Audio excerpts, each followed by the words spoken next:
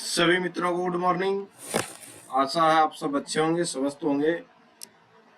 आप सभी का अपने चैनल के ऊपर स्वागत है। और आज जो हम बात करेंगे वो बात करेंगे अपराध शास्त्र, दंड प्रशासन और जो विक्टिमोलॉजी है उसके ऊपर। नया सब्जेक्ट हम शुरू कर रहे हैं, तो आइए ज्यादा समय न लेते हुए सीधा जो टॉपिक है उसके ऊपर चर्चा करते हैं। ये क्रिमिनोलॉजी यानी कि अपराध शास्त्र, पेनोलॉजी यानी कि दंड प्रशासन और विक्टिमोलॉजी का मतलब है ये परपीड़न शास्त्र यानी कि पीड़ित व्यक्ति के बारे में जानकारी। तो ये हमारा नया सब्जेक्ट है। स्टार्ट से हम शुरू करते हैं। अपराध शास्त्र यानी कि क्रिमिनोलॉजी क्या है?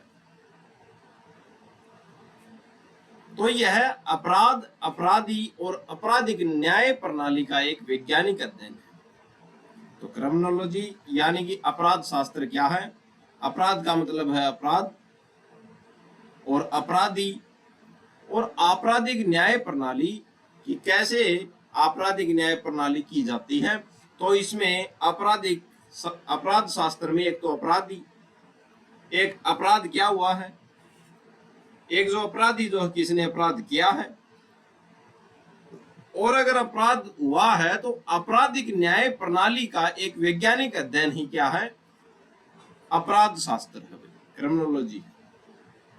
ठीक है, यानी कि एक अपराध हुआ है, किसने किया है? अपराधी ने किया है, और उसको न्याय दिलाने के लिए जो आपराधिक प्रक्रिया जो है, प्रणाली जो है का एक वैज्ञानिक अध्ययन ही क्या है? अपराध शास्त्र। सरल शब्दों में अगर हम बात करें तो यह अपराध शास्त्र इस बात की जांच करता है कि अपराध क्यों होते हैं और समाज उन पर कैसी प्रतिक्रिया देता है। इसी को क्या बोलते हैं? अपराध शास्त्र बोलते हैं। इसके मुख्य पहलू जो है उन पर हम चर्चा करते हैं। तो अपराध शास्त्र जो है उसकी परिभाषा हमने देख ली, यानी कि पहले अपराध होता है, अपराध किसने किया वो अपराधी, और उसको न्याय दिलाने के लिए जो आपराधिक प्रक्रिया जो है उनका एक वैज्ञानिक अध्ययन, यानी कि उन सभी जानकारियों का अध्ययन करना ही क्या है? अपराध शास्त्र। ठीक है, इसके मुख्य पहलुओं के बारे में हम चर्चा करते हैं। अपराध के कारणों का अध्ययन, अपराध क्यों होता है, किस कारण से होता है, तो अपराध के कारणों का अध्ययन करते हैं। यह विषम समाज शास्त्री, मनोवैज्ञानिक और जैविक कारकों की गहराई से जांच करता है। कौन? अपराध शास्त्र। एक तो जो सामाजिक शास्त्र जो है, समाज में जो है कैसे प्रक्रिया होती है, तो एक तो समाज शास्त्र, एक मनोवैज्ञानिक यानी कि मानव का जो मस्तिष्क जो है, और एक जैविक कारकों की गहराई से जांच करता है कि व्यक्ति को अपराध करने के लिए प्रेरित करते हैं। तो या तो समाज प्रेरित करेगा अपराध करने के लिए, या उसका मनोवैज्ञानिक यानी कि मन जो है वो कोई इंटेंशन दिमाग में आएगा, उससे अपराध होगा, या कोई जैविक कारक हो सकता है जो अपराध करवाता है व्यक्ति से। तो इनका अध्ययन हम किस में करते हैं? अपराध शास्त्र में करते हैं। अपराधी की मानसिकता, यह समझने का प्रयास करता है कि अपराध के पीछे क्यों और कैसे क्या है। तो अपराध शास्त्र में हम जो अपराधी की मानसिकता के बारे में भी अध्ययन करते हैं कि अपराध क्यों किया है और कैसे किया है, इसके पीछे का आशय क्या था अपराध करने का। बात नंबर 3, कानून और नीति निर्माण। अपराध शास्त्र से प्राप्त डाटा और सिद्धांतों का उपयोग कानून बनाने वालों द्वारा यह तय करने के लिए किया जाता है कि क्या अपराध है और अपराध को रोकने के लिए कौन सी रणनीति प्रभावित होगी। भाई, तो तीसरा पॉइंट हमने देखा, यानी कि कानून और नीति। अगर कोई अपराध होगा, पहले साइबर क्राइम नहीं था, साइबर क्राइम अब होना शुरू हो गया, साइबर क्राइम के अपराध बढ़ रहे। तो साइबर क्राइम के अपराध बढ़े तभी तो कानून बनाया 2002 में। सॉरी 2000 में आईटी एक्ट, और आईटी एक्ट बनाया तो उससे इनको रोका गया। तो ऐसे ही क्या है, अपराध शास्त्र से डाटा प्राप्त होता है कि कैसे अपराध हो रहा है, कैसी प्रकृति का अपराध हो, और इसको रोकने के लिए कौन सा कानून बनेगा। तो ये भी हम अपराध शास्त्र में इसका अध्ययन करते हैं। अब बात करते हैं दंड प्रशासन, जिसको बोलते हैं कि पेनोलॉजी। तो पेनोलॉजी क्या है? दंड प्रशासन यानी कि पेनोलॉजी अपराध विज्ञान की वह शाखा है। दंड का मतलब क्या करेगी? सजा देगी भाई, सीधी बात, ठीक है। तो अपराध विज्ञान की वह शाखा जो सजा के सिद्धांतों यानी कि अपराधियों के साथ व्यवहार और सुधार की प्रक्रियाओं का क्या करती है? अध्ययन करती है। तो दंड प्रशासन का मतलब यानी कि वह शाखा, अपराध की वह वैज्ञानिक शाखा जो सजा के सिद्धांतों, अपराधियों के साथ जो व्यवहार किया जाए, कैसा उनके साथ व्यवहार किया जाए, कैसे उनको रखा जाए और कैसे उनमें सुधार किया जाए, उसका वैज्ञानिक अध्ययन कराती है हमको। कौन सी? दंड प्रशासन। इसको बोलते हैं पेनोलॉजी। यह केवल यह नहीं देखता कि अपराधी को सजा कैसे दी जाए, तो क्या देखता है, बल्कि यह भी देखता है कि सजा देने का तरीका और उद्देश्य क्या होना चाहिए, कि किस उद्देश्य से इसको सजा देनी चाहिए और कितनी देनी चाहिए। यह भी, इसका अध्ययन भी हम किस में करते हैं? दंड प्रशासन। तो दंड प्रशासन, इसका मुख्य लक्ष्य समाज में अपराध को रोकना है और अपराधी को एक बेहतर नागरिक के रूप में वापस समाज में लाना है, ठीक है। ये इसका उद्देश्य है दंड प्रशासन। आगे चर्चा करते हैं हम। आगे है दंड प्रशासन के मुख्य बिंदु यानी कि सजा का उद्देश्य ही यह अध्ययन करता है। यह अध्ययन करता है कि सजा प्रतिशोधात्मक यानी कि बदला लेने वाली होनी चाहिए या सुधारात्मक यानी कि व्यक्ति को सुधारने वाली होनी चाहिए। तो दंड प्रशासन जो है वो सजा का उद्देश्य के बारे में हम अध्ययन करते हैं कि एक तो सजा बदले की भावना से होनी चाहिए, बदला लेने के लिए होनी चाहिए, या व्यक्ति को सुधारने के लिए होनी चाहिए। कारागार प्रबंधन, दंड प्रशासन के अंतर्गत यह आता है कि जेलों का वातावरण कैसा हो, क्योंकि वो अपराधियों से ही संबंधित है, उनको सुधारा जाए। तो जेलों का वातावरण कैसा हो ताकि अपराधी वहां अपने समय बर्बाद न करे बल्कि कुछ सीखे भी, ठीक है। तो ये प्रबंधन के बारे में भी दंड प्रशासन में अध्ययन करते हैं। आज के समय में दंड प्रशासन केवल जेल तक सीमित नहीं है। इसमें क्या है, ये शिक्षा और सामुदायिक सेवा जैसी तरीकों पर भी जोर दिया जाता है ताकि छोटे मोटे अपराध करने वालों को कठोर जेल से बचाया जा सके, ठीक है। तो आज के समय में जो है दंड प्रशासन केवल जेल तक सीमित नहीं है। आज कल जो है एक नई सेवा आई है, सामुदायिक सेवा, ठीक है। जैसे तरीकों पर भी जोर दिया जाता है ताकि छोटे मोटे अपराध हैं उनको जेल में, छोटे मोटे अपराधी उनको जेल में नहीं रखे, बाहर ही उनको क्या किया जाए, कठोर जेल से बचाया जाए और वहीं पर ही सजा दी जाए। ये सब हम दंड प्रशासन में क्या करेंगे, अध्ययन करेंगे। तीसरा पॉइंट है हमारे पास ये परपीड़न शास्त्र यानी कि विक्टिमोलॉजी। सरल शब्दों में परपीड़न शास्त्र अपराध विज्ञान की वह शाखा है जो अपराध के शिकार यानी कि पीड़ित व्यक्ति का वैज्ञानिक अध्ययन करती है। तो जो परपीड़न जो होता है वो क्या करता है, अपराध हो गया, अपराध में जो व्यक्ति पीड़ित हुआ है उस व्यक्ति का वैज्ञानिक अध्ययन करना। अपराध विज्ञान की वह शाखा है जो अपराध के शिकार यानी कि पीड़ित व्यक्ति का वैज्ञानिक अध्ययन कराती है, ठीक है। अपराधी और सजा पर होती है। अक्सर तो जो कानून की पढ़ाई है वो किस पर होती है, अपराधी और सजा पर। लेकिन परपीड़न शास्त्र यह सवाल उठाता है कि जिसके साथ गलत हुआ उसका क्या होगा, ठीक है। तो परपीड़न शास्त्र क्या उठाएगा, यह सवाल उठाएगा। वैसे तो जो कानून चलता है किस पे, अपराधी और सजा पर। ठीक है। लेकिन परपीड़न शास्त्र ये सवाल उठाता है कि जिसके साथ गलत हुआ उसका क्या, ठीक है। परपीड़न शास्त्र के मुख्य पहलुओं पर हम चर्चा करते हैं। पीड़ित की स्थिति, तो परपीड़न शास्त्र हमें यह अध्ययन कराता है कि अपराध का पीड़ित व्यक्ति पर क्या शारीरिक, मानसिक और आर्थिक असर पड़ा है, ठीक है। अब किसी व्यक्ति के साथ कोई गलत होगा तो उसका शारीरिक असर क्या हुआ, उस पर मानसिक असर क्या हुआ, आर्थिक असर क्या पड़ा, उसके बारे में हमको अध्ययन कराता है कौन, परपीड़न शास्त्र। न्याय में पीड़ित की भूमिका है, यह भी कौन बताता है, परपीड़न शास्त्र। यह इस बात पर जोर देता है कि पीड़ित को केवल एक गवाह न माना जाए, बल्कि उसे न्याय प्रणाली का मुख्य हिस्सा बनाया जाए। ठीक है भाई। बात नंबर 3, मुआवजा और सहायता। यह विषय इस बात की वकालत करता है कि कौन सा विषय, परपीड़न शास्त्र, कि अपराधी को सजा देने के साथ साथ पीड़ित को उचित मुआवजा मिलना चाहिए और उसे मानसिक आघात से उभरने के लिए सहायता मिलनी चाहिए। ठीक है।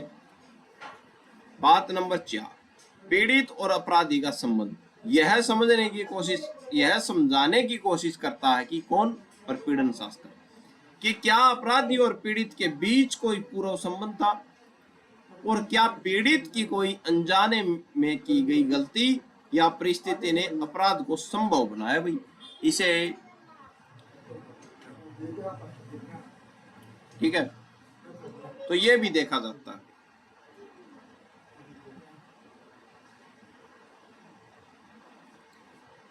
तो हमने अपराध शास्त्र देखा।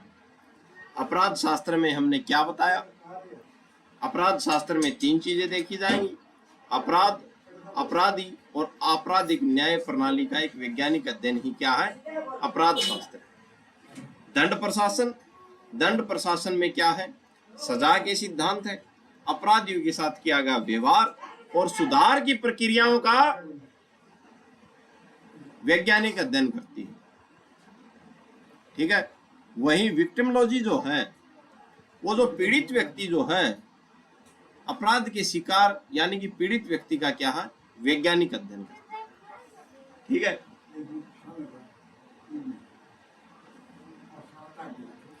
आगे चर्चा करते हैं। अब हम जो बात करेंगे ये एक सब्जेक्ट ही है पूरा, अपराध शास्त्र, दंड प्रशासन और परपीड़न शास्त्र। ये एक सब्जेक्ट है, पूरा का पूरा सब्जेक्ट का ही नाम है, जिसको हम ये क्रिमिनोलॉजी, पेनोलॉजी और विक्टिमोलॉजी बोलते हैं। तो इसी सब्जेक्ट में हम आज बात करेंगे साइबर क्राइम। पर्सन यहां से सीधे सीधे पूछे जाते हैं और यहीं से आपके काम में आने वाली भी बात है। आज हम टॉपिक उठाते हैं इसमें साइबर क्राइम। यह तो हमने इनकी परिभाषा देखी, अपराध शास्त्र क्या है और दंड प्रशासन क्या है, वही परपीड़न शास्त्र क्या है। अब हम इस सब्जेक्ट में, इस विषय में हम चर्चा करेंगे साइबर अपराध। साइबर अपराध, साइबर अपराध का परिचय देखते हैं, कहां से शुरू हुआ। तो भारत में इसका उदय कब से हुआ, भारत में 1980 के दशक में सूचना प्रौद्योगिकी यानी कि आईटी और इलेक्ट्रॉनिक मीडिया के विकास के साथ साइबर अपराधों की शुरुआत हुई। तो 1980 से पहले क्या था, साइबर अपराध जैसी घटना नहीं थी, क्योंकि 1980 में ही हमारे यहाँ पे शुरू हुई थी सूचना प्रौद्योगिकी यानी कि आईटी सेक्टर।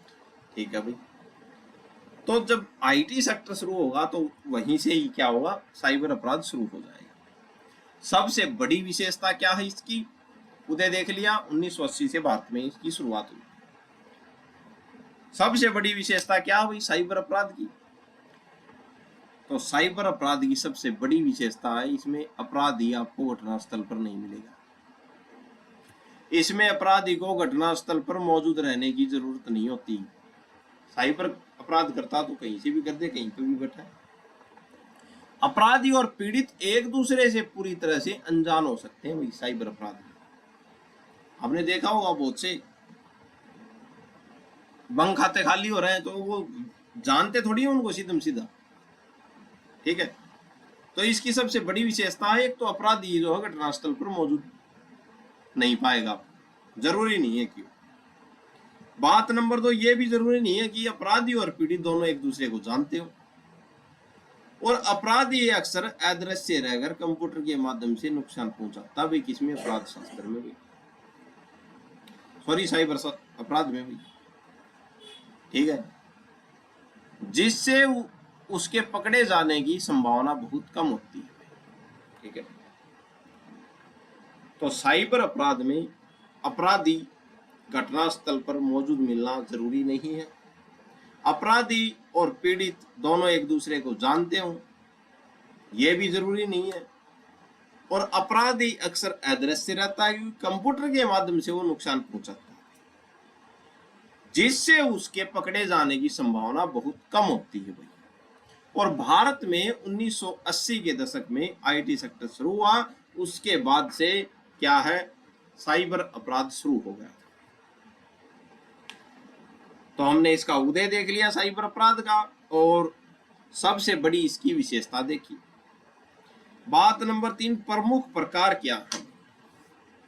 तो साइबर अपराध के प्रमुख प्रकार है, इसमें संचार सूचनाओं की चोरी होती है, इसमें धोखाधड़ी होती है, औद्योगिक जासूसी होती है, अश्लील सामग्री का प्रसार होता है भाई इसमें साइबर अपराध में, मनी लॉन्ड्रिंग होती है, कर चोरी होता है, ईमेल में हेराफेरी कर दी जाती है, गोपनीय डाटा जो है उसका दुरुपयोग और आतंकवादी गतिविधियों की योजना बनाना शामिल है भाई किसमें, साइबर अपराध में भाई, ध्यान रखना। अगर आप किसी के साथ संचार सेवाओं की चोरी कर रहे हैं तो साइबर अपराध में हो, धोखाधड़ी कर रहे हैं ऑनलाइन या कंप्यूटर के माध्यम से तो क्या है, साइबर अपराध है। औद्योगिक जासूसी कर रहे हैं तो भी क्या है, साइबर अपराध है। अश्लील सामग्री का प्रसार कर रहे हैं, मनी लॉन्ड्रिंग, कर चोरी, ईमेल में हेराफेरी, गोपनीय डाटा का दुरुपयोग और आतंकवादी गतिविधियों की योजना बनाना शामिल है साइबर अपराध में, ठीक है। अब बात करते हैं साइबर अपराध की परिभाषा क्या है, कानून क्या बोलता है भाई, कानून में क्या परिभाषा साइबर अपराध की। सूचना प्रौद्योगिकी अधिनियम 2000 में जो एक्ट जो आया था, इंफॉर्मेशन टेक्नोलॉजी एक्ट 2000 में साइबर अपराध को स्पष्ट रूप से परिभाषित नहीं किया गया था, ठीक है। अब सरल अर्थ देखते हैं। सरल अर्थ तो सीधी बात है, साइबर अपराध एक ऐसा अवैध कार्य है जिसमें कंप्यूटर को या तो माध्यम के रूप में इस्तेमाल किया जाता है या फिर उसे लक्ष्य बनाकर नुकसान पहुंचाया जाता है, ठीक है। तो साइबर अपराध यानी कि 2000 का एक्ट जो है उसमें तो इसकी स्पष्ट परिभाषा नहीं है साइबर अपराध की, लेकिन साइबर अपराध एक ऐसा अवैध कार्य है जिसमें कंप्यूटर को या तो माध्यम यानी कि कंप्यूटर के जरिए कोई गलत काम कर दिया, या तो कंप्यूटर माध्यम बनेगा या कंप्यूटर को लक्ष्य बनाया जाएगा नुकसान पहुंचाने के लिए, ठीक है। या तो कंप्यूटर को माध्यम बनाया जाएगा जिस माध्यम से नुकसान किया जाए, या फिर उसे लक्ष्य बनाकर टारगेट करके नुकसान पहुंचाया जाता है, ठीक है। ये आसान परिभाषा है भी, ठीक है। विस्तार हम बात करते हैं, इसमें ऐसी आपराधिक गतिविधियां शामिल हैं जो कंप्यूटर डाटा की गोपनीयता एवं विश्वसनीयता को प्रभावित करती हैं और जिसमें कॉपीराइट अधिकारों का उल्लंघन भी शामिल हो सकता है भाई, ठीक है। तो वैसे तो 2000 का एक्ट जो है उसमें साइबर अपराध की परिभाषा है नहीं, ठीक है, स्पष्ट नहीं है, लेकिन सरल अगर शब्दों में हम बात करें तो साइबर अपराध एक ऐसा कार्य है, एक ऐसा करते हैं जिसमें कंप्यूटर के माध्यम से या कंप्यूटर को लक्ष्य बनाकर नुकसान पहुंचाया जाता है, ठीक है। आइए आगे चर्चा करते हैं। साइबर अपराध की प्रमुख चुनौतियां क्या है? तो चुनौतियां, पहली बात तो ये पकड़ा नहीं जाता भाई, बहुत कम है, पकड़े जाने का जोखिम है, बैठा कहाँ पे पाएगा, अपराध कहाँ पे कर रहा है। ठीक है, अंतर्राष्ट्रीय कानून का प्रभाव है। आइए देखते हैं प्रमुख चुनौतियां क्या है साइबर अपराध की। पहली बात है पकड़े जाने का कम जोखिम है। ठीक है, साइबर अपराधी दूर रहकर ही अपने अपराध को अंजाम दे सकते हैं, इसलिए उनका पीड़ित के सामने आने की जरूरत नहीं होती। ठीक है, ये चुनौती है। इसके कारण उनके पकड़े जाने की संभावना बहुत कम होती है, और यदि पकड़े भी जाए तो सबूतों के अभाव में अपराध को साबित करना बेहद कठिन होता है। ये बात भी ध्यान रखना। ठीक है, बात नंबर 2, अंतर्राष्ट्रीय कानून का अभाव। विभिन्न देशों के राष्ट्रीय हितों में टकराव के कारण साइबर अपराध को रोकने के लिए कोई एक सर्वसम्मति अंतर्राष्ट्रीय कानून नहीं बन पाया है। यह भी चुनौती है। बात नंबर 3, वैश्विक मंच पर चर्चा हुई। राष्ट्रसंघ द्वारा 12 से 19 अप्रैल 2010 को ब्राजील के सल्वेडोर में अपराध निवारण एवं आपराधिक न्याय पर आयोजित 12वें अधिवेशन में कंप्यूटर जनित अपराधों के निवारण पर चर्चा की गई थी। ठीक है भाई, हालांकि सदस्य देशों ने अपने अपने स्वदेशी हितों को ध्यान में रखते हुए इस पर कोई मानक अंतर्राष्ट्रीय कानून पारित करने में सहमति नहीं बनाई। भाई तो अब सहमति नहीं है, कानून ही नहीं बनाया अंतर्राष्ट्रीय कानून, तो क्या है, साइबर अपराध कम थोड़ी होगा। ठीक है, ये भी एक चुनौती है हमारे सामने। आगे चर्चा करते हैं साइबर अपराध की विशिष्ट प्रकृति। तो साइबर अपराध की प्रकृति क्या होती है, आइए देखते हैं। साइबर अपराध अन्य पारंपरिक अपराधों से इस मायने में भिन्न है, यानी कि साइबर अपराध और जो पारंपरिक जो अपराध है उनसे भिन्न है। क्यों भिन्न है? क्योंकि इसे करने के लिए किसी भी चरण में साइबर स्पेस, इंटरनेट या कंप्यूटर नेटवर्क का उपयोग किया जाता है। बात नंबर 1। ठीक है, तो ये कैसे किया जाएगा? ये साइबर स्पेस यानी कि इंटरनेट या कंप्यूटर नेटवर्क का प्रयोग किया जाता है भाई इस अपराध को करने के लिए। साइबर अपराधों में तीव्र गति से वृद्धि के प्रमुख कारणों की व्याख्या की गई है भाई, जिन्हें आपकी कानूनी शिक्षा और वीडियो कानूनी शिक्षा के बारे में हम बताते हैं। यानी कि साइबर अपराधों में तीव्र गति से वृद्धि के प्रमुख कारणों की व्याख्या हुई। आइए देखते हैं।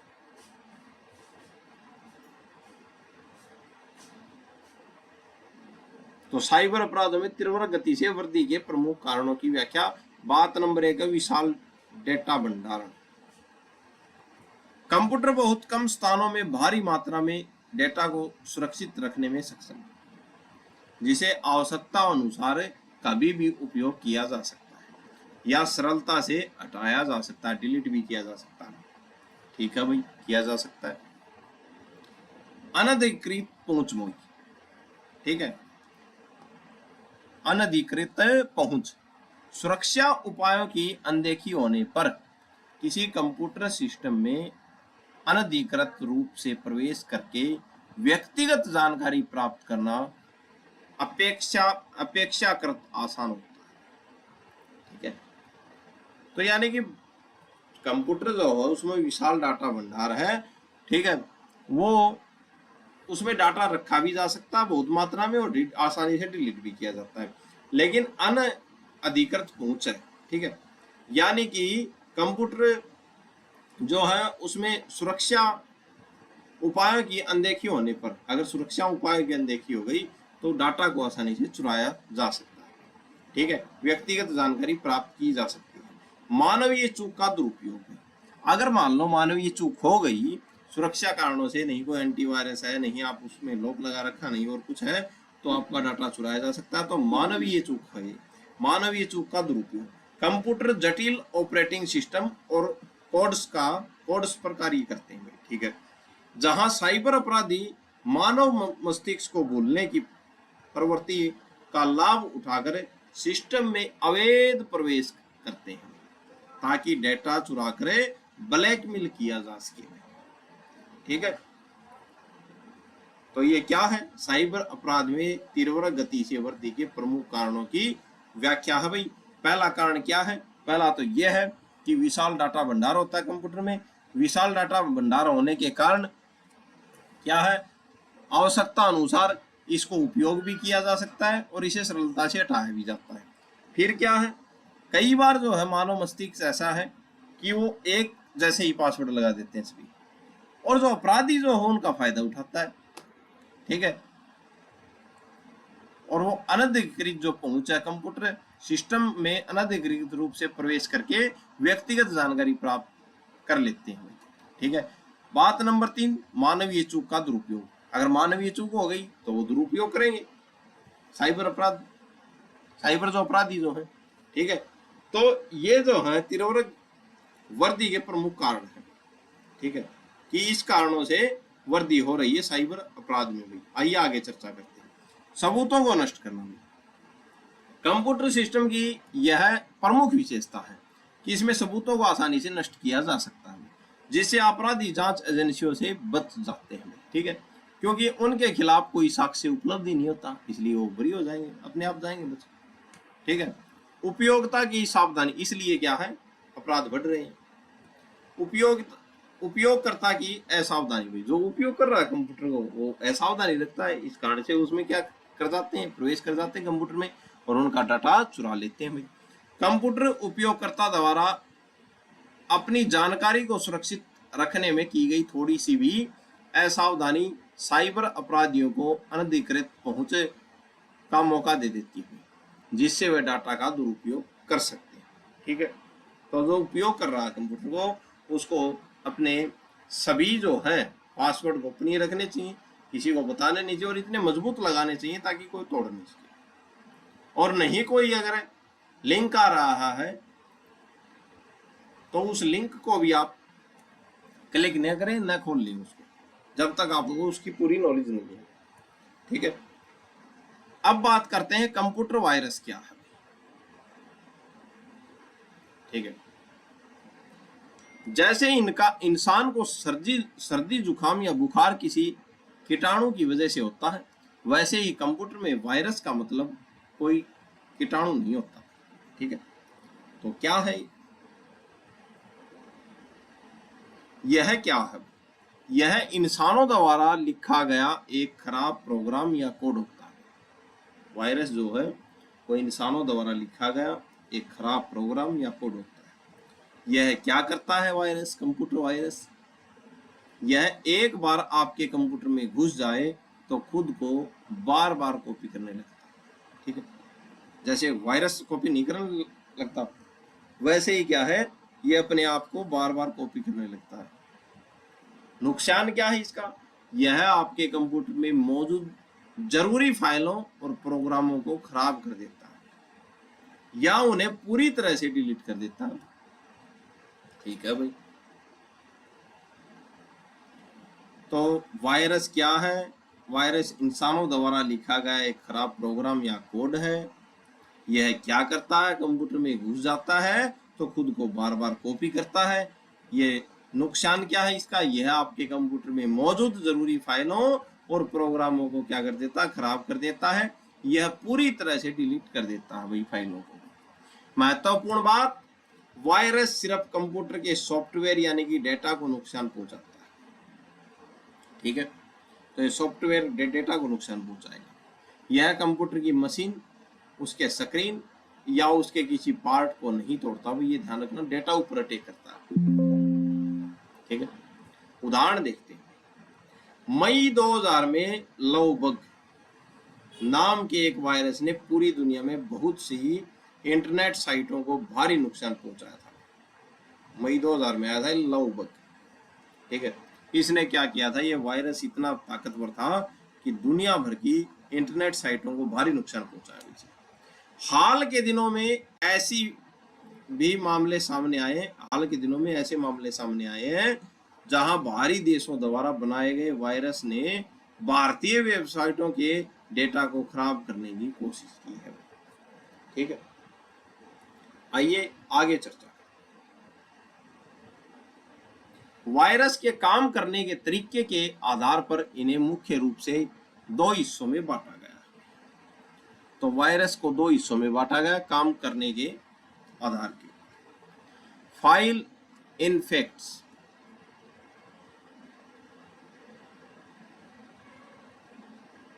फाइल इन्फेक्टर्स पहला है भाई। यह वायरस आपकी प्रोग्राम फाइलों को अपना निशाना बनाता है। तो पहला तो वायरस वो जो सीधा प्रोग्राम फाइलों को निशाना बनाएगा, इसको बोलते हैं फाइल इन्फेक्टर्स, यानी कि फाइलों को नष्ट करेगा। ठीक है, इन्हें दो तरह से समझा जाता है। ये जो वायरस जो है जो फाइलों को नष्ट करते हैं, इनको दो तरह से समझा जाता है। एक है डायरेक्ट एक्शन भी, एक तो वो वायरस है इसमें जो डायरेक्ट एक्शन लेते हैं। यह वायरस किसी प्रोग्राम पर तुरंत हमला करते हैं और उसे खराब कर देते हैं। ठीक है, दूसरा बताया निवास भाई। ये वायरस बहुत शातिर होते हैं, ये कंप्यूटर की मेमोरी में चिपकर बैठ जाते हैं भाई। जब भी आप कोई नया प्रोग्राम खोलते हैं तो ये उसे तुरंत संक्रमित कर देते हैं, इन्फेक्ट कर देते हैं। ठीक है, तो फाइल इन्फेक्टर्स दो बताए, एक तो डायरेक्ट एक्शन और एक निवास। एक तो तुरंत हमला करता है और एक क्या है, वो बैठ जाता है वहां पे, और आप जब भी कोई प्रोग्राम खोलते हैं तो उसको भी संक्रमित कर देता है। अब बात नंबर दो, दूसरा कौन सा बताया, बूट रिकॉर्ड इन्फेक्टर,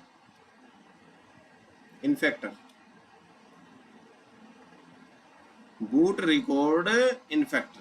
तो इसका क्या काम है, ये जो रिकॉर्ड जो होता है उसको क्या करता है, सिस्टम भाग को निशाना बनाता है।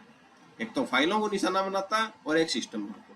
यह वायरस कंप्यूटर की डिस्क यानी कि हार्ड डिस्क के उस खास सिस्टम भाग को निशाना बनाते हैं जहां से कंप्यूटर शुरू होता है, यानी कि बूट होता है। ठीक है, अगर ये हिस्सा खराब हो जाए तो आपका कंप्यूटर सही से चालू नहीं हो पाता भाई, ये ध्यान रखना। उदाहरण देखते हैं, आपकी किताब के अनुसार ब्रेन।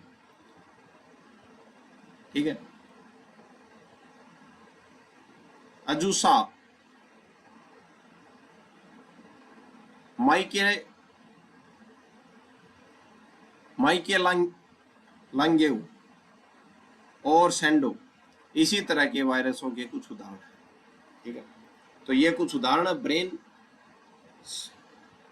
सोंडे, अजूसा, ये क्या है, वायरसों के उदाहरण हैं।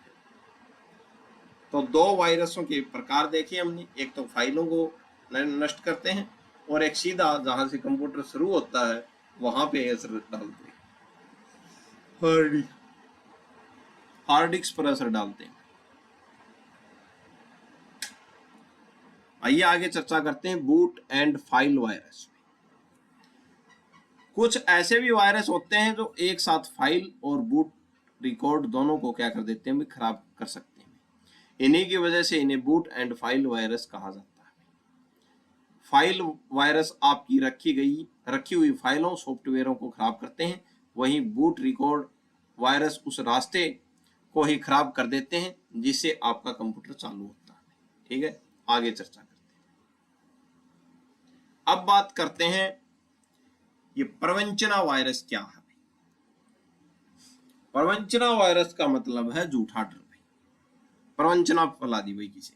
ठीक है, इसे आप झूठा डर फैलाने वाला वायरस कह सकते हैं। यह असल में कोई तकनीकी वायरस नहीं होता जो आपके कंप्यूटर के सॉफ्टवेयर को खराब करे। तो यह तकनीकी वायरस नहीं है जो आपके कंप्यूटर के सॉफ्टवेयर को खराब करे, बल्कि यह लोगों को बेवकूफ बनाने का एक तरीका है। कौन सा, प्रवंचना वायरस। यह कैसे काम करता है, डराने वाला ईमेल भाई। बात नंबर एक, स्टेप बाय स्टेप देखते हैं कैसे काम करता है प्रवंचना वायरस। डराने वाला ईमेल, आपके पास एक ईमेल आती है जिसमें लिखा होता सावधान, आपके कंप्यूटर में एक खतरनाक वायरस घुस गया जो आपकी सारी फाइलों को नष्ट कर देगा। यह पढ़कर आप क्या हो जाते हैं, डर जाते हैं। ठीक है भाई, प्रवंचना फैला दी। झूठी अपील भाई, इसी ईमेल में आगे लिखा होता है इस वायरस को फैलाने से रोकने के लिए इस चेतावनी को अपने सभी दोस्तों और रिश्तेदारों को तुरंत भेजे भाई। ठीक है भाई, आपने भेज दी, आप डर गए, आपने भेज दी भाई। चैन रिएक्शन, डर के मारे आप उस ईमेल को अपने दोस्तों को भेज देते हैं और फिर वे अपने दोस्तों को भेज देते हैं।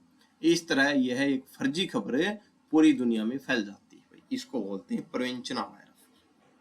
ठीक है, तो आपने वो नहीं देखा कि इस फोटो को शेयर करो, नहीं तो आपके साथ अनर्थ हो जाएगा, ऐसे हो जाएगा, तो वो ये वायरस है, प्रवंचना वायरस। झूठा डर फैला के, झूठा डर दिखा के फैलाया गया वायरस। ठीक है, इससे कैसे बचें? तो जो प्रवंचना वायरस है, इससे कैसे बचें? इसका सबसे आसान और अचूक उपाय है, इसे नजरअंदाज करें भाई। आप इसको नजरअंदाज करते हैं, उस फोटो में लिखा ये जाता है कि आप इसको नजरअंदाज नहीं कर सकते।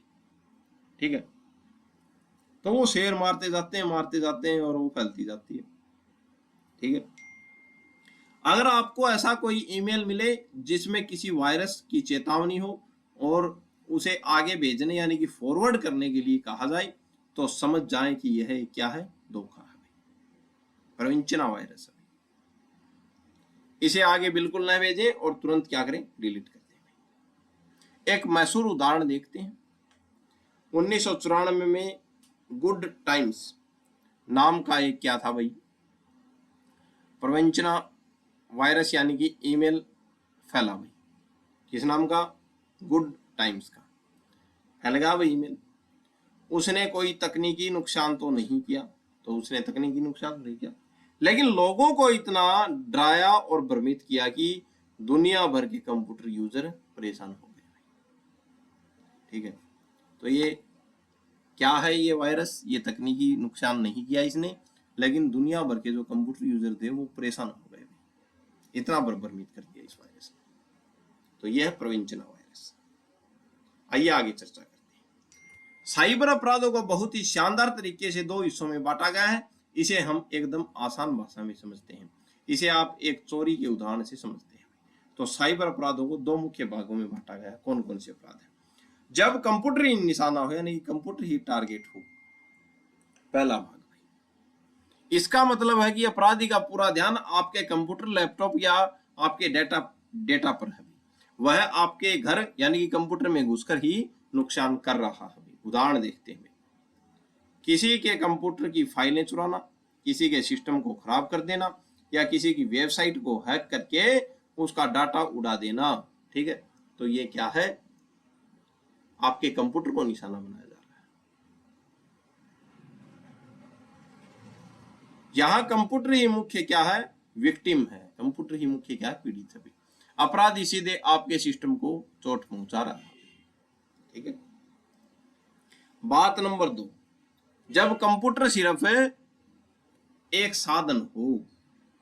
ठीक है, यानी कि साइबर अपराध को दो भागों में बांटा गया, दो हिस्सों में। एक तो कंप्यूटर को निशाना बनाया गया और सीधा, एक टूल हो यानी कि कंप्यूटर जो है एक साधन हो गई। यहां अपराधी का लक्ष्य अब आपके कंप्यूटर को तोड़ना नहीं है, वह आपके कंप्यूटर का इस्तेमाल करके हथियार या माध्यम की तरह काम कर रहा है, ताकि वह किसी और के साथ धोखाधड़ी कर सके भी या कोई गलत काम कर सके भी। जैसे फेसबुक हैक हो जाती कई बार, और वो हैक करके आपके नाम से किसी दूसरे से क्या मांगता है, पैसे मांगता है। तो ये आपकी फेसबुक यानी कि वो साधन है, उसका उपयोग कर रहा है। उदाहरण, ईमेल के जरिए किसी को ठगना, किसी को डराना धमकाना, या कंप्यूटर का इस्तेमाल करके गलत बातें इंटरनेट पर फैलाना। भाई तो आपके कंप्यूटर का गलत इस्तेमाल किया है तो फंसो तो आपकी, वो थोड़ी फंसेगा। यहां कंप्यूटर अपराधी का औजार है, वह इसका उपयोग किसी और को नुकसान पहुंचाने के लिए कर रहा है। तो साइबर अपराध दो तरह से, एक तो कंप्यूटर को निशाना बनाना और एक कंप्यूटर से ही कंप्यूटर को साधन बनाना। ठीक है, आइए आगे चर्चा करते हैं।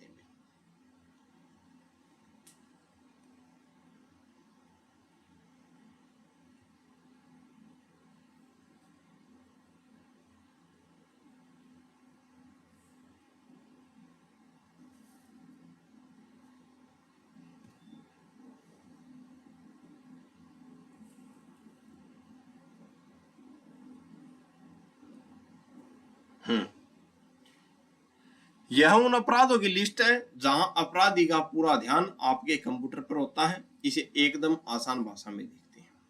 तो ये वो लिस्ट है जिसमें कंप्यूटर अपराधी का ध्यान आपके कंप्यूटर पर होता है।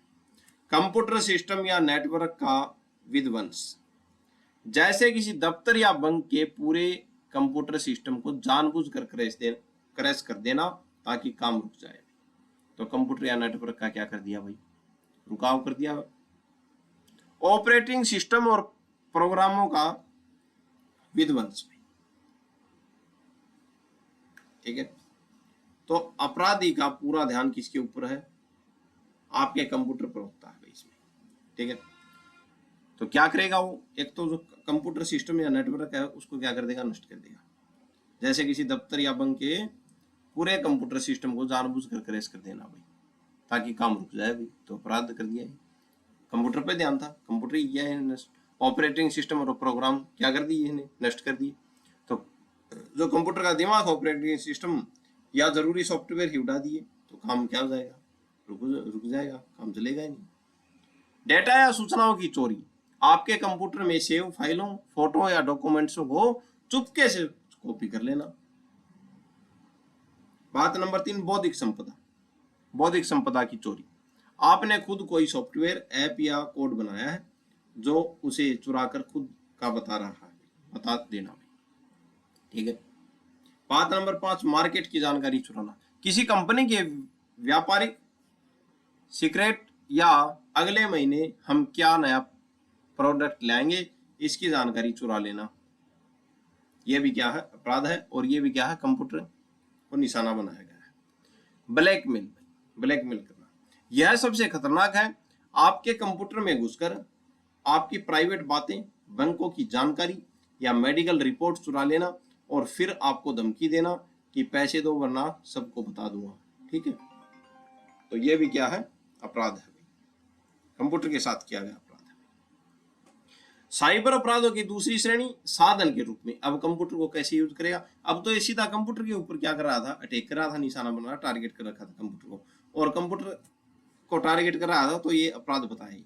अब क्या है दूसरा पॉइंट, अब कंप्यूटर को बनाएगा टूल, ठीक है, कंप्यूटर को हथियार बनाएगा और दूसरों को ठगेगा कैसे भाई, आइए देखते हैं। साइबर अपराधों की यह दूसरी श्रेणी है, साधन के रूप में कंप्यूटर में सबसे ज्यादा परेशान करने वाली है भाई, क्योंकि इसमें अपराधी आपके घर बैठे बैठे ही दुनिया के किसी भी कोने में बैठकर आपको ठग सकता है, ठीक है। आइए देखते हैं, इसे एकदम सरल भाषा में समझते हैं।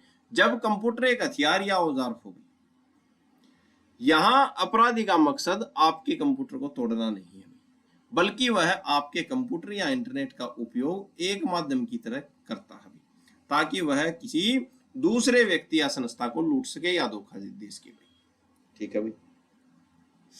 इसकी मुख्य विशेषता क्या है, पकड़े जाने का डर नहीं है भाई, ठीक है, क्योंकि कंप्यूटर आपका यूज कर रहा है, वो पकड़ा कैसे जाएगा। अपराधी को कहीं जाने की जरूरत नहीं होती, वह दूर बैठा अपराध करता है जिससे उसकी असली पहचान छिप जाती है भाई, क्योंकि कंप्यूटर आपका है तो आपकी पहचान आएगी, उसकी होगी पहुंच भाई। वह अपने घर या किसी अनजान जगह से दुनिया के किसी भी कोने में बैठे व्यक्ति को अपना शिकार बना सकता है। मैनिपुलेशन, अपराधी कंप्यूटर प्रोग्राम में हेरफेर करके अपराध को आसान बना लेता है भाई, ठीक है। आइए आगे चर्चा करते हैं। इसके मुख्य उदाहरण देखते हैं। बैंकिंग फ्रॉड, किसी का एटीएम कार्ड चुराकर या हैक करके पैसे निकालना, ठीक है। तो एटीएम किसका था, आपका था, चुरा लिया और पैसे निकाल लेगा, तो आपको क्या पता कौन था। ई बैंकिंग, ई कॉमर्स घोटाला भाई, ऑनलाइन शॉपिंग या नेट बैंकिंग के जरिए लोगों के साथ धोखाधड़ी करना भाई, ठीक है।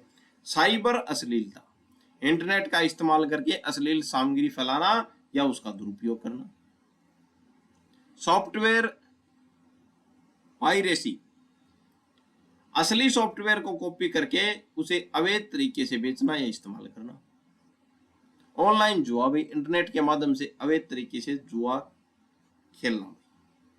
कॉपीराइट का उल्लंघन, किसी और की मेहनत जैसे गाना, फिल्म या ट्रेडमार्क को बिना इजाजत के इस्तेमाल करना, ठीक है।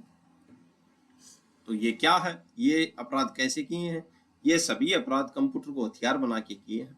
ठीक है, पहली श्रेणी में अपराध आपके कंप्यूटर के साथ कुछ गलत करते हैं, जबकि दूसरी श्रेणी में अपराधी आपके कंप्यूटर के जरिए किसी दूसरे व्यक्ति के साथ गलत करता है। ठीक है, कंप्यूटर किसका? आपका है, और गलत करेगा किसी तीसरे व्यक्ति के साथ। साइबर मोदी, साइबर के अनुसार साइबर अपराधों का यह वर्गीकरण बहुत ही सरल है। उन्होंने साइबर अपराधों को दो हिस्सों में बांटा ताकि हम समझ सकें कि अपराधी का मुख्य उद्देश्य क्या है।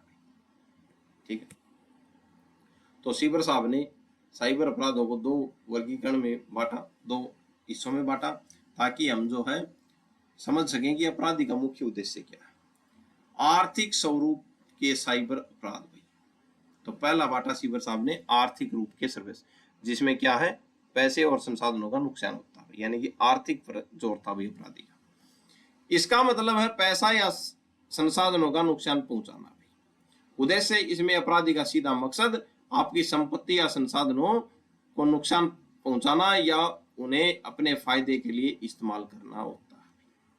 ठीक है, किसी के बैंक खाते से पैसे उड़ा लेना, किसी कंपनी के कीमती डेटा को खराब कर देना, या ऐसी कोई हरकत करना जिससे किसी को आर्थिक पैसे का नुकसान हो।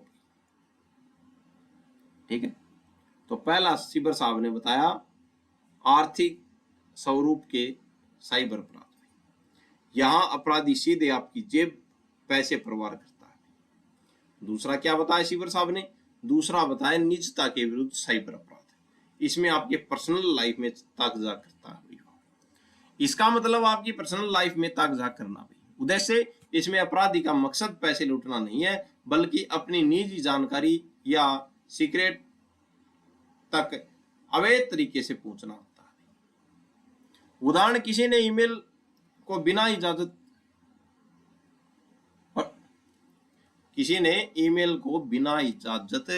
पढ़ना, किसी के ईमेल को, ठीक है, बिना इजाजत पढ़ना, क्योंकि वो आपकी पर्सनल लाइफ में क्या कर रहा है, ताकझाक कर रहा है। किसी की प्राइवेट फोटो या पर्सनल चैट चोरी कर लेना, या किसी की डिजिटल गतिविधियों पर नजर रखना, ये भी किसमें आते हैं? निजता के विरुद्ध साइबर अपराध में आते हैं, ध्यान रखना भाई। ठीक है, सरल शब्दों में अगर बात करें, यहां अपराधी आपकी प्राइवेसी निजता का गला घोटता है।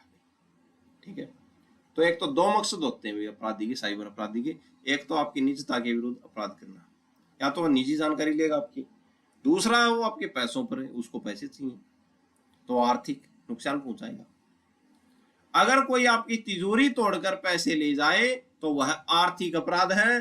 अगर कोई आपकी डायरी चोरी करके उसे पढ़े या दूसरों को दिखाए तो वह निजता के विरुद्ध अपराध है। ठीक है, साइबर साहब का यह वर्गीकरण हमें यह समझने में मदद करता है कि साइबर अपराधी या तो आपकी जेब देख रहे होते हैं या फिर आपकी पर्सनल लाइफ देख रहे होते हैं। साइबर अपराधों को बहुत ही व्यवहारिक तरीके से तीन हिस्सों में बांटा गया। साइबर साहब ने दो हिस्सों में बांटा, अब यहां पे हम तीन हिस्से देखते हैं। इसे ऐसे समझे कि अपराधी किसे और क्यों नुकसान पहुंचा रहा है। पहला है व्यक्ति विशेष के विरुद्ध साइबर अपराध। ठीक है, तो पहला अपराध बताया व्यक्ति विशेष के विरुद्ध साइबर अपराध। यहां अपराधी का सीधा निशाना एक अकेला इंसान होता है। मकसद व्यक्ति को परेशान करना, बदनाम करना या उसे मानसिक रूप से प्रताड़ित करना हो सकता है भाई मकसद। उदाहरण, किसी के ईमेल में हेराफेरी करना भाई, सोशल मीडिया पर किसी की मानहानि करना, यानी कि उसकी गरिमा को ठेस पहुंचाना, किसी के कंप्यूटर में बिना अनुमति घुसना भाई, इंटरनेट पर किसी को अश्लील मैसेज भेजना या परेशान करना भाई। ठीक है, तो ये क्या है? व्यक्ति विशेष के विरुद्ध अपराध है। दूसरा अपराध देखते हैं हम, संपत्ति के विरुद्ध अपराध। ठीक है, यहां अपराधी का निशाना आपकी चीजें या आपकी डिजिटल संपत्ति होती है। मकसद आपकी मेहनत, आपकी सॉफ्टवेयर या आपकी ऑनलाइन सेवाओं को नुकसान पहुंचा कर आपको नुकसान पहुंचाना भी। उदाहरण, आपके कंप्यूटर में वायरस डालना या उसे खराब करना भी। किसी वेबसाइट को डिनियल ऑफ सर्विस, डीओएस बोलते हैं इसको, डिनियल ऑफ सर्विस अटैक से ठप कर देना। किसी के बनाए हुए सॉफ्टवेयर या गाने की चोरी करना बौद्धिक संपदा का हनन है। इंटरनेट टाइम की चोरी करना या प्रतिबंध गैर कानूनी चीजों को ऑनलाइन बेचना, ये भी क्या है, संपत्ति के विरुद्ध साइबर अपराध है। बात नंबर 3, तीसरा अपराध कौन सा बताया साइबर अपराध में? समाज या राज्य के विरुद्ध साइबर अपराध में। यह सबसे गंभीर श्रेणी होती है। यहाँ अपराधी पूरे देश या समाज को नुकसान पहुंचाने की कोशिश करता है। किसी समाज को गलत बोल दिया और उस वीडियो को फैला दिया बहुत ज्यादा। मकसद देश में दहशत फैलाना, सरकारी प्रणालियों को फेल करना या बड़े पैमाने पर वित्तीय घोटाला करना। उदाहरण देखते हैं, साइबर आतंकवाद, देश की सुरक्षा या महत्वपूर्ण सरकारी सिस्टम पर हमला करना, बड़े पैमाने पर वित्तीय घोटाले या कपट जैसे बैंक के साथ बड़ा फ्रॉड करना, ऑनलाइन जुआ और अश्लीलता फैलाना जो सामाजिक व्यवस्था को बिगाड़ता है। ठीक है, तो ये 3 क्या है, साइबर अपराधों के भाग बताए भाई। तो आज के लिए इतना ही। आशा है आपको अच्छा लगा होगा, समझ में आया होगा, और बहुत सिंपल भाषा में हमने आज ये टॉपिक की शुरुआत की है। और इसमें आपराधिक शास्त्र, दंड प्रशासन और ये प्रपीड़न जो है ये एक सब्जेक्ट है। इनकी परिभाषाएं देखी हमने, और इसी सब्जेक्ट में हम साइबर अपराध के बारे में आज थोड़ी चर्चा की। आशा है आपको समझ में आया होगा, और आज के लिए इतना ही। धन्यवाद। चैनल को ज्यादा से ज्यादा लाइक करें, शेयर करें, अपने मित्रों तक पहुंचाएं। आज के लिए इतना ही। धन्यवाद, धन्यवाद, धन्यवाद।